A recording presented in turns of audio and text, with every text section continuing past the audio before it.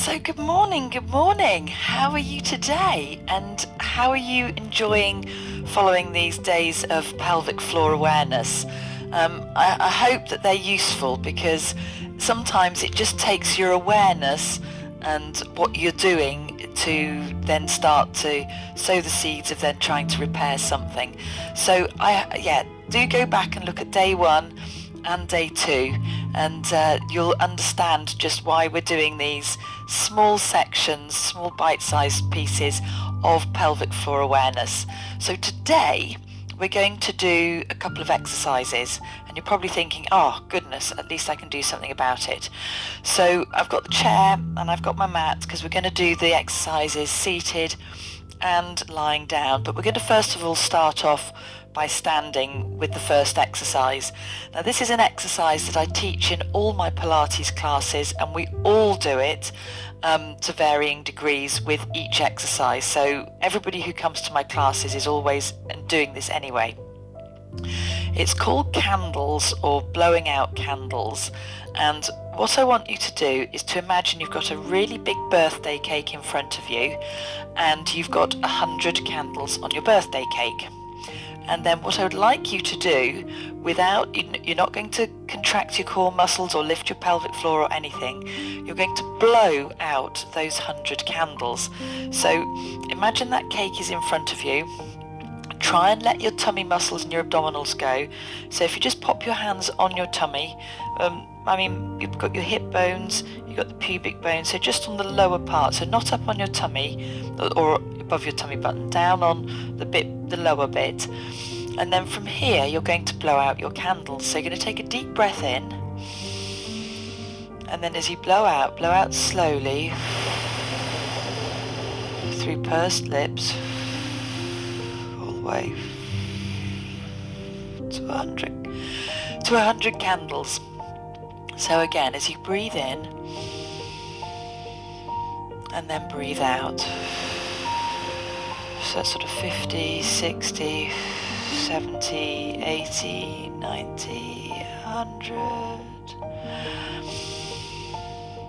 So as you're blowing out those candles on your birthday cake, at the start of the out breath, I suppose you probably get to about 50 or 60 candles. You don't notice anything. But as you get closer towards the end, so it might even be 80, 90, 95, or even get to that 100, and because you've blown out all your air, the natural cycle of the body, which is the breathing, the breath cycle, has naturally brought in all your core muscles. They're all activated together. So you're not just pulling your tummy muscles in, you're not just lifting your pelvic floor, you're not just squeezing your back muscles, and you're not just using a diaphragm. These 4 muscles actually activate together in one group. So with the breath, as you breathe out, they contract, and as you breathe out in, they relax. So you have this contraction and this expansion. So as you breathe out and breathe in, so pop your hands on your lower abdomen then, and again as you breathe out, so try and relax your knees. So as you breathe out,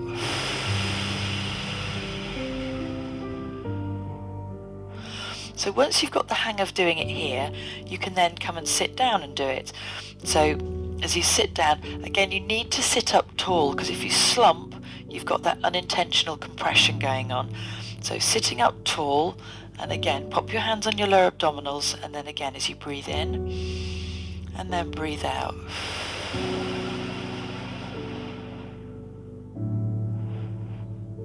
And again.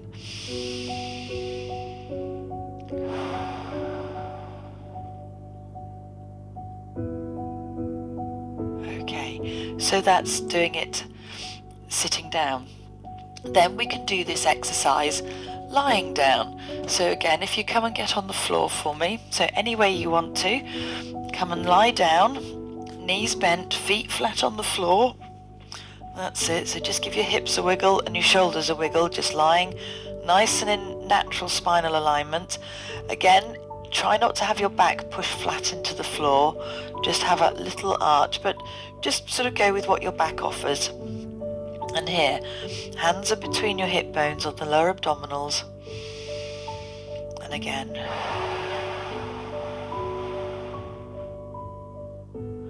And again as you breathe in. So blowing out all the candles. So don't get to 70 or 80 candles and breathe in. Blow all of them out. So get to 90, 95, 100 and breathe in. So one more of those lying down. So because you're changing the position of where you are, you're also changing the different angles of how you can activate your core. So let's do this next one on all fours. So again, hands under shoulders, knees under hips, or as best you can. And again from here, let your head tummy hang down. So again, as you breathe out, and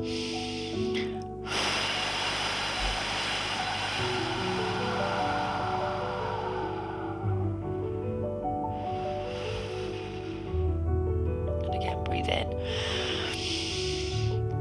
So it might be that you just want to lengthen your spine a bit so that your tummy's not pulled quite so much down towards the floor. So again, that out breath, just breathing out and trying not to change the shape of your body, but just noticing how that works for you. There we are. So all fours. And then you can do this with coordinated movement. So as you breathe out, lifting one knee. Come back, same thing on the other side.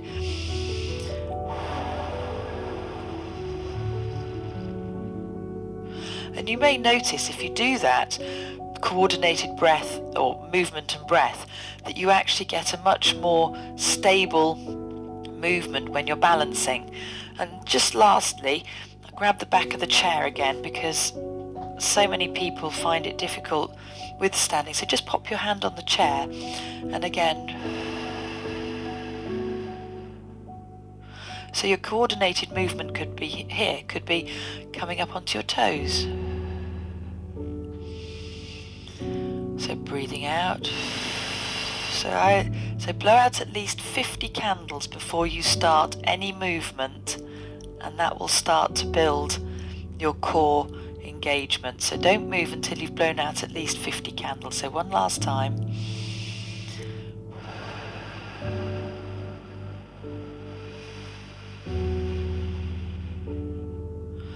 And then come back to sitting. So changing the position of the exercise is really, really important. Really important. Okay, so the second exercise we're going to do is going to help to build up the strength in your glutes, which is great, but we also need to get some mobility in there. But let's do that first, and then we'll do that the glute strengthening. So to just get some mobility here, I'd like you to push your hips forward and push your bum back. And then I would like you to circle your hips. That's it. So circle your hips round. That's it. And then back the other way. There we go. And then I would like you to just let your hands slide down your thighs and just round and lengthen the spine. So a bit of spinal movement and lower back movement, which is important. And then stand. And then we're just going to do a little bit of circling through the hips. So tap round into a circle. So tap forwards, backwards, sideways. Sorry, forwards, sideways, backwards. That's it.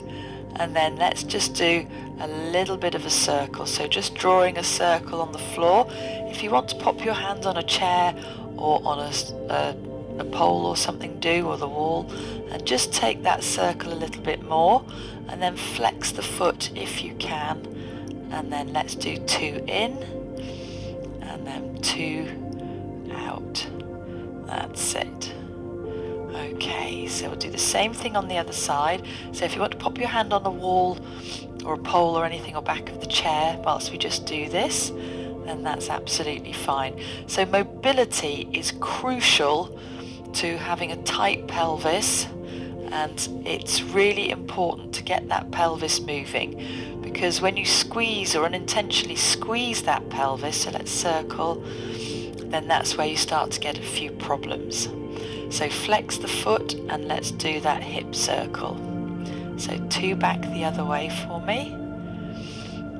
That's it. And then 2 out, 2 external. And rest it there. Perfect. Okay, so we've just warmed up through the hips a little bit. Okay, so you need to have active knees. So I'm going to come sideways onto you. So we don't want to be pressing the knees back. You want to have active knees. And then from here, you want to hinge forward from your hips. So as you go forwards, you want to feel that the angle is sharp at your hips. Shoulder blades back and down. Now, if you drop the chest and everything, this is not going to work. Okay, so you do need to keep yourself up. So you don't need to go down very far, but you do need to keep a nice straight body. So we've got active knees, we've hinged forward at the hip, and as you hinge forward, just go until you feel your hamstrings firing up. So it might be that you're here and you just lift your hips, you just lift your tailbone up towards the ceiling. So then to come up for this strength exercise, you press your heels into the floor, so push your heels down and then lift your body up. Okay, so your feet, bend the knees so that the knees are active, hinge forwards, lift your tailbone so that you feel your hamstrings chatting to you, press the heels down and lift up. So I'll do this the other way around. So again, active knees, fold forwards from the hips, shoulder blades nice and long, back nice and flat, lift the tailbone, press your heels down into the mat and lift. And I hope you can feel that in your glute muscles. So one last time. So bend the knees, active knees, hinge from the hip, press the heels down and up you come. And there we are. So that's 2 exercises that you can do to help with your pelvic floor health. And the glute strengthening is really important for helping to strengthen up the muscles internally within the pelvis. And by pressing the heels down into the floor, you actually get that connection through the muscles, that fascia connection, which then starts to strengthen the pelvic floor, strengthens your glutes to help support the pelvis. And really all super important.